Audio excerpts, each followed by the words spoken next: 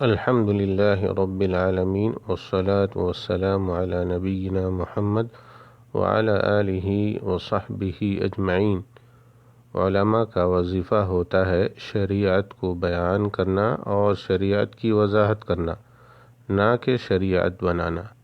علماء دین جو کتاب و سنت کی نصوص کو سمجھنے کا ذریعہ اور واسطہ ہیں، ان کی اطاعت اللہ اور اس کے رسول کی اطاعت کے تابع سمجھ کر کی جائے گی، نہ کہ مستقل اطاعت، کیونکہ اطاعت عبادت کی ایک قسم ہے، اس لیے مستقل طور پر اطاعت صرف اللہ عز و جل کا حق ہے۔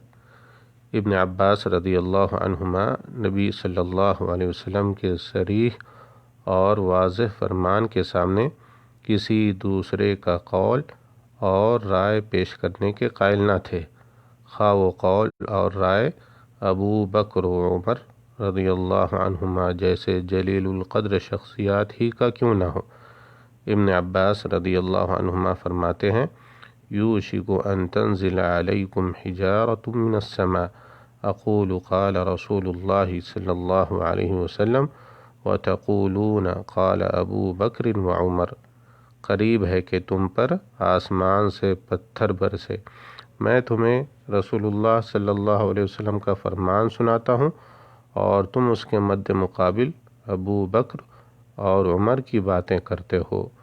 رواہ احمد۔ علماء کی تعظیم میں غلو کرتے ہوئے علماء کے کہنے پر اللہ تعالیٰ کی حلال کردہ چیز کو حرام سمجھنا اور اللہ تعالیٰ کی حرام کردہ چیز کو حلال سمجھنا، یہ انہیں رب اور معبود بنا لینے کے مترادف ہے، یہ ان علماء کی عبادت کرنے کے مترادف ہے۔